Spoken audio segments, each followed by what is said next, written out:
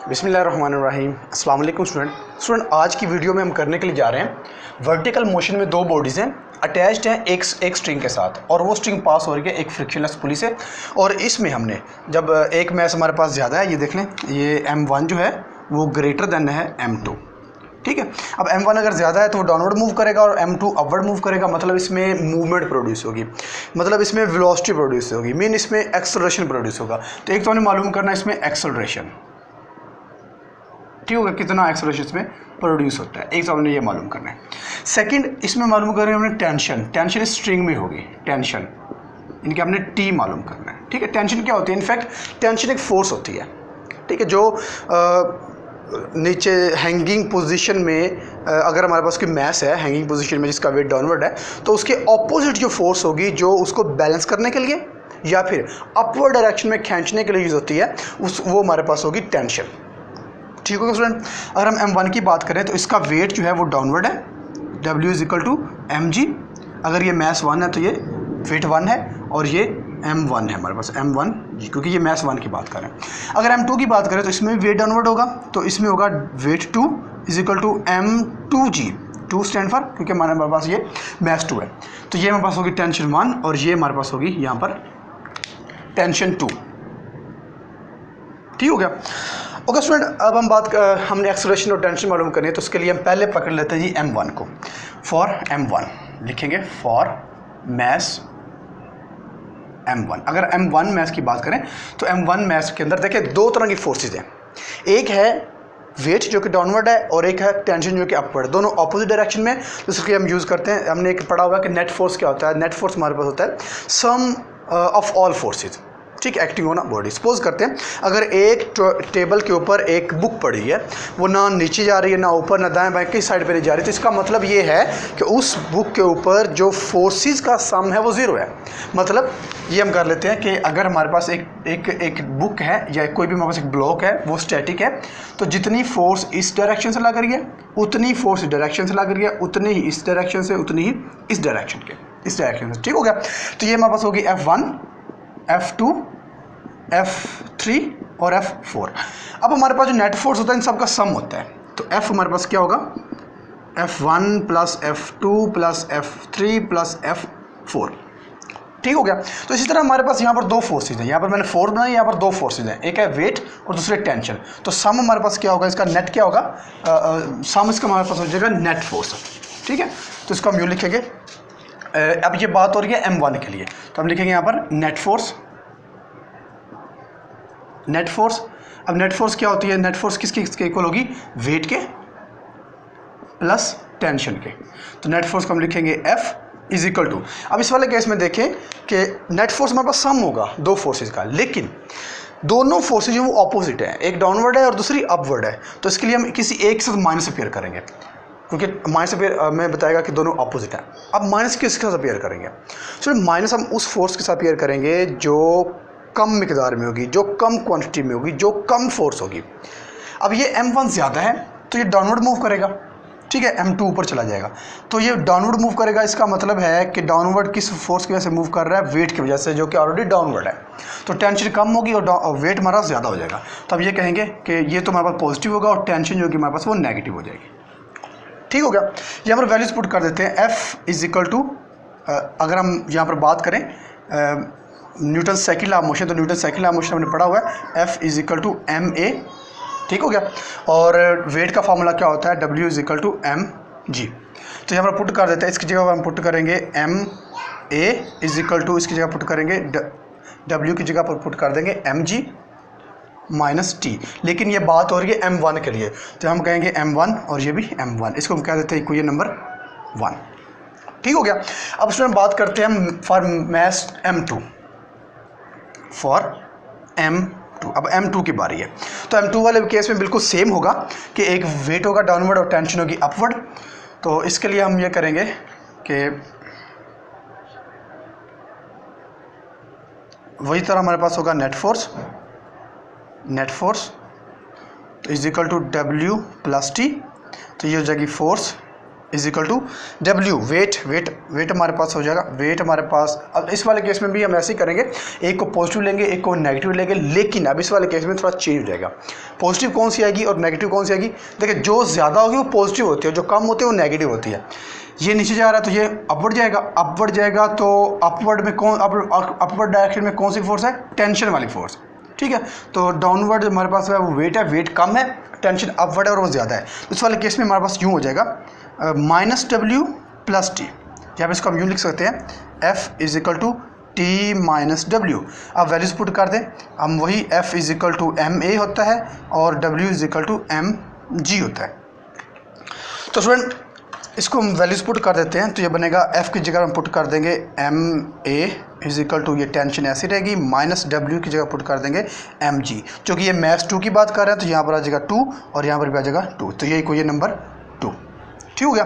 तो स्टूडेंट अब हम ऐसा करते हैं कि अब एक्चुअली में हमें निकालना क्या है? एक्सेलरेशन और टेंशन।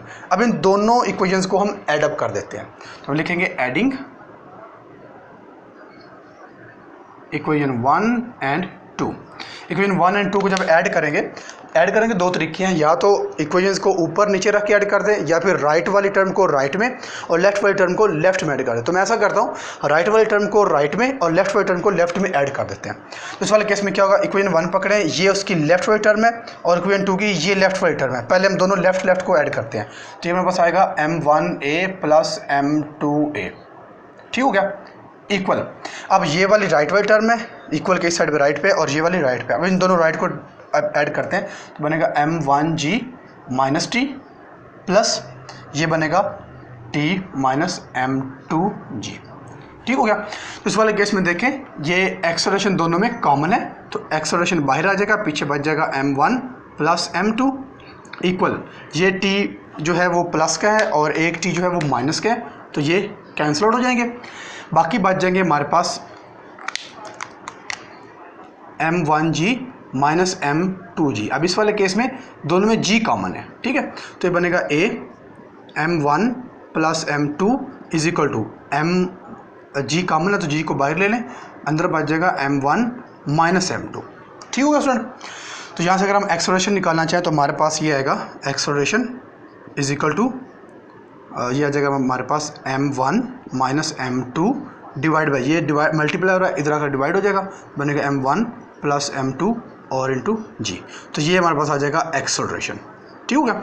ये एक्सेलरेशन उस केस में है जब दो मैस एक स्ट्रिंग से हो और एक फ्रिक्शनलेस पुली से पास कर रहे हो। अब हमने निकालना स्टूडेंट, ये था हमारे पास एक्सेलरेशन। अब हम निकालते हैं टेंशन। टेंशन के लिए हम क्या करते हैं? टेंशन के लिए हम इन्हीं दो को पकड़ लेते हैं, या फिर एक और तरीका है कि एक्सेलरेशन की वैल्यू को इन इक्वेशन 1 इक्वेशन 2 में से किसी एक में एक्सेलरेशन की वैल्यू पुट कर दें, पहला मेथड। दूसरा तरीका ये है कि हम 1 और 2 को डिवाइड करते हैं, ठीक हो गया। अब आई थिंक डिवीजन वाला इजी हो जाएगा, चलिए डिवीजन वाला कर लेते हैं। अब हम यहाँ पर करते हैं बाय डिवाइडिंग इक्वेशन 2 बाई 1। अच्छा, ये 2 को 1 पर क्यों डिवाइड किया? 1 को 2 पर भी कर सकते थे। उसकी रीज़न ये है, हमने मालूम क्या करना है, एक्सेलरेशन। तो एक्सेलरेशन हम ऊपर वो वाली इक्वेशन रखेंगे जिसमें एक्सेलरेशन ज़्यादा है। इसमें देखें हमने मालूम करना टेंशन, तो हम वो वाली इक्वेशन ऊपर रखेंगे जिसमें टेंशन ज़्यादा है। तो क्वेश्चन 1 में है, यहाँ पर टेंशन माइनस में है, मतलब टेंशन कम थी। यहाँ पर 2 में है, यहाँ पर टेंशन पॉजिटिव है, मतलब यहाँ पर टेंशन ज़्यादा है। तो ज़्यादा को ऊपर रखेंगे और जो इसमें टेंशन कम है उसको नीचे रखेंगे, इसलिए मैंने लिखा 2/1। तो इसको हम यूँ करेंगे, m2a divide by m1a equal t minus m2g divide by m1g minus t। अब ये a से कैंसिल आउट हो जाएगा।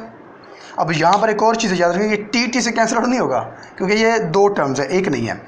तो हम ऐसा करते हैं कि अब इनको क्रॉस मल्टीप्लाई कर देते हैं इस तरह से, ठीक हो गया। m2 जो होगा, ये वाला m2 ये इस सारे से मल्टीप्लाई होगा, तो ये बनेगा m2 into m1g minus T equal, ये m1 उस सारे से मल्टीप्लाई होगा तो m1 और साथ में ये वाली t माइनस m2g, ठीक होगा स्टूडेंट।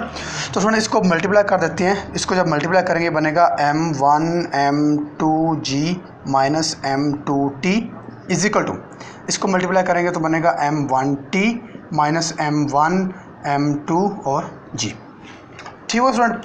तो ये हमारे पास आ गई टर्म। अब हमें एक्चुअली में टेंशन चाहिए, तो टेंशन वाली टर्म को अलग कर लेते हैं। ये माइनस में है, ये प्लस में है, तो माइनस वाले को हम उस दूसरी साइड पर लेकर जाए ताकि वो प्लस में हो जाए, और इस वाली टर्म को इधर ले आते हैं। अब ज़रा ध्यान से देखिएगा, ये सारी टर्म जो है ये उस तरफ जाएगी और ये सारी टर्म जो है वो इस तरफ आएगी।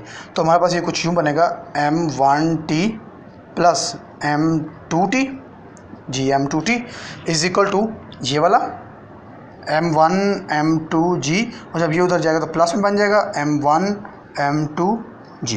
ठीक है स्टूडेंट। तो ये हमारे पास है। अब इसको सॉल्व करते हैं हम। चले मैं यहाँ कर लेता हूँ इस वाली साइड पे।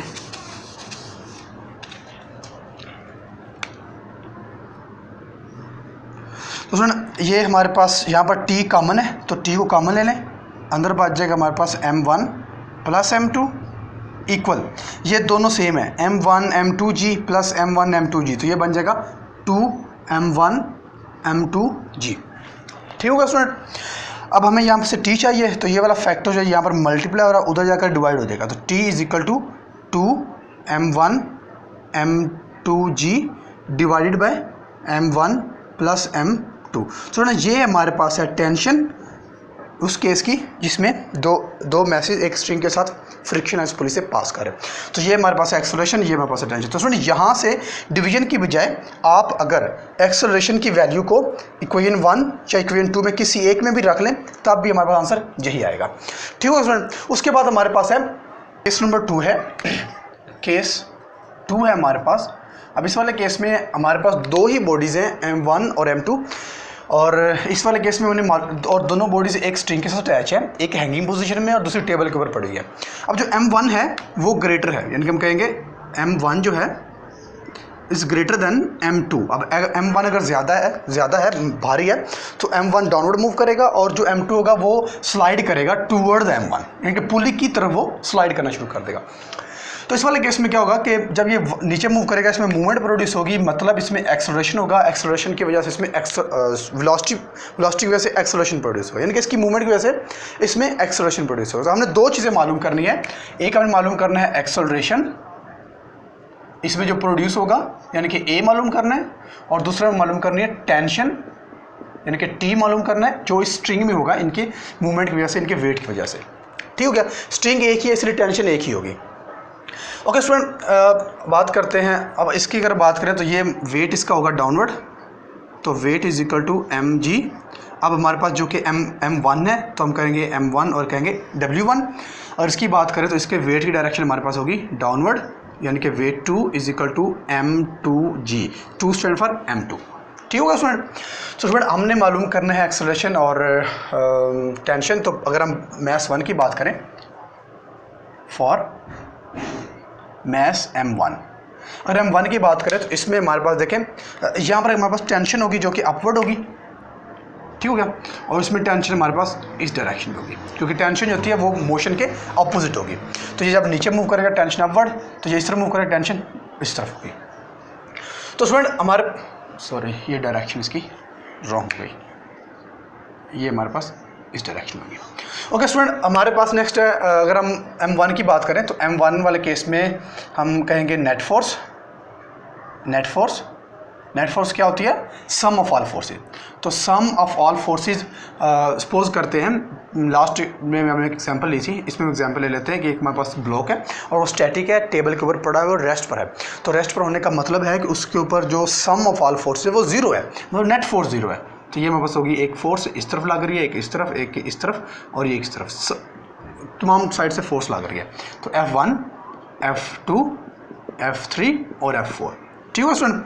तो स्टूडेंट अगर हमने देखना हो कि नेट फोर्स क्या है, तो net force is equal to क्या होगी? F1 plus F2 plus F3 plus F4, लेकिन इसमें साथ माइनस अपीयर होगा ड्यू टू अपोजिट डायरेक्शन। खैर मतलब नेट फोर्स हमारे पास ये होती है सम ऑफ ऑल फोर्सेज। ठीक है। तो सम ऑफ ऑल फोर्स हमारे पास जीरो होगा, नेट जीरो होगा हमारे पास। तो स्टूडेंट अगर वो स्टैटिक है, स्टूडेंट ये अब हमारे पास है m1, इस पर हम देखेंगे नेट फोर्स। तो ये हमारे पास होगी टेंशन और इसमें ये भी हमारे पास होगी टेंशन।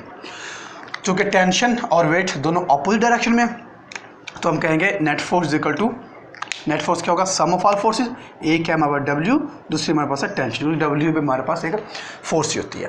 ठीक ठीक हो गया।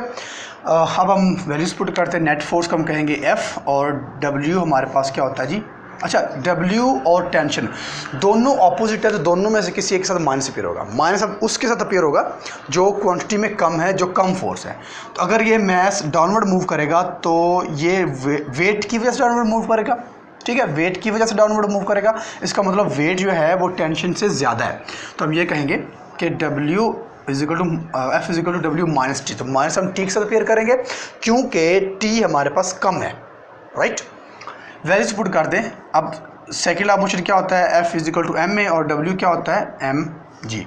पुट कर दें, यहाँ पर पुट करेंगे तो बनेगा M A is equal to M G minus T. चूँकि ये मैस 1 की बात हो रही है तो ये M1 और ये M1, ये हमारे पास आ जाएगी कोई नंबर 1। अब बात करते हैं मैस 2 की, फॉर मैस M2। अब हम बात करते हैं M2। अब M2 में क्या है, देखिए इस वाले केस में थोड़ा सा डिफरेंट है, इसका वेट डाउनवर्ड है तो टेबल ने इसको अपवर्ड उठा कर रखा हुआ है, मतलब एक्शन का रिएक्शन जो कि टेबल बदले में लगा रहा है तो वो हमारे पास होगा अपवर्ड और वो होगा रिएक्शन।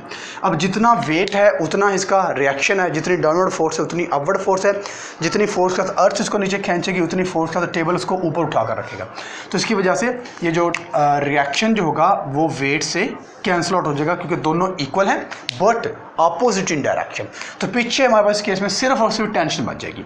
तो केस 1 केस 2 में हमारे पास हो जाएगा वही नेट फोर्स हमारे पास आएगी, net force is equal to W plus T, ठीक हो गया। तो नेट फोर्स इक्वल टू जाएगा F W। अब हमारे पास कट हो जाएगा due to its reaction force, तो बाकी बच जाएगा ओनली टेंशन। तो F इज इक्वल टू हमारे पास होता है M A, तो हमारे पास बन जाएगा M A is equal to T. चूँकि ये मैस 2 है तो ये M2 इज इक्वल, ये हमारे पास आ जाएगी इक्वेशन नंबर 2। ठीक होगा स्टूडेंट, यहाँ तक क्लियर? ओके स्टूडेंट, अब हमने निकालनी है एक्सेलरेशन और टेंशन। तो हम ऐसा करते हैं कि दोनों क्वांटिटीज को ऐड अप कर देते हैं। तो हम लिखेंगे एडिंग